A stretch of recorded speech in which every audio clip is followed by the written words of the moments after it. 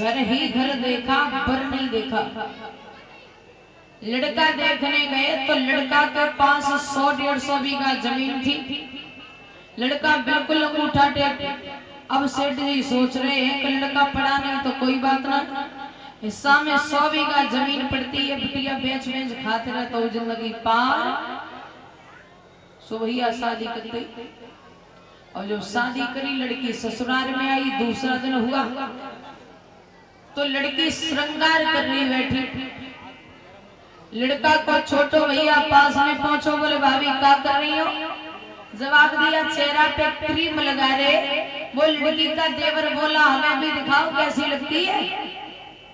सो लड़की ने वो क्रीम हाथ पर रख दी और उन्होंने माँ को सूंघी। बोले जब माँ को सूंघने में इतनी बड़ी आ रही तो खाने में कितनी अच्छी होगी। सो भैया वो देवर ने कहा करो जो हाथ क्रीम पर रखी थी वो क्रीम चाट ले।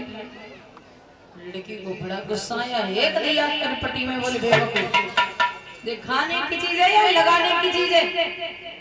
अब रोए के भैया के पास गए, बोले भैया भाभी ने मारो। बोले काय को मारो? बोले हमें नहीं पता।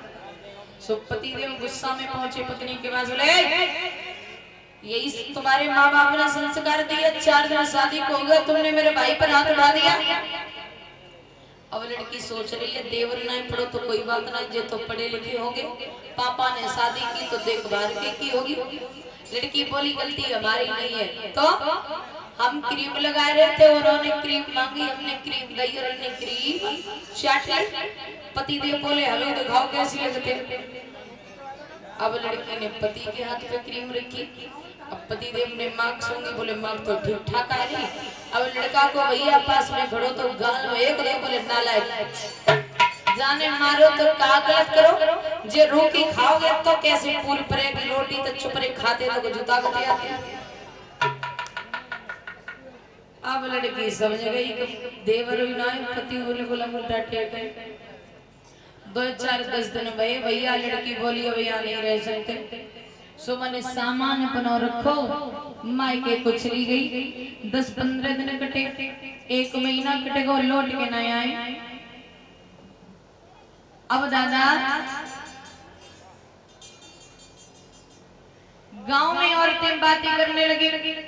बोले ऐसी का कमी हती जो बहुत दसूजना ना रुकी, कुछ बात तो ना है।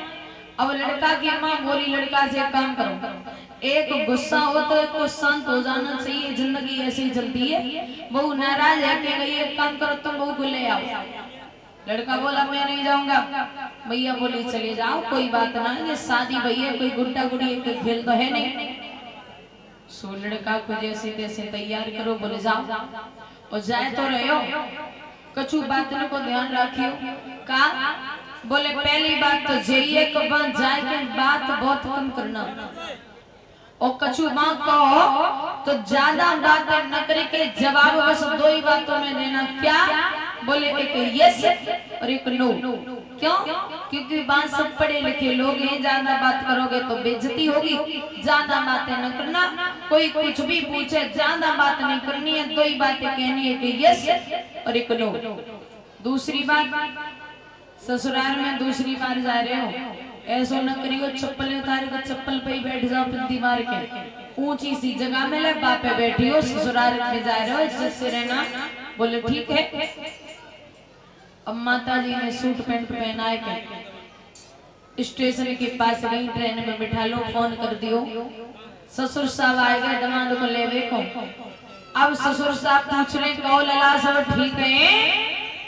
तो लड़का को वही बात याद आई गई, कौन सी मैया ने कही थी ज्यादा बातें न करियो और करो तो 2 ही बात में जवाब दियो, एक यस और एक नो। ससुर साहब पूछ रहे बताओ बताओ सब ठीक है? लड़का बोला नो। किसी की तबीयत खराब है? बोला यस। मैं चलूं तुम्हारे साथ? बोला नो। कोई मरेगा होगा? लड़का बोला यस। अब ससुर साहब पड़ गए चक्कर में, बोले जे का मामला भैया। फिर एक बात और आई दिमाग में, ऐसो तो ना है जे गर्मी में आए, जो गर्मी दिमाग पर बढ़ गई हुई, घर ले गए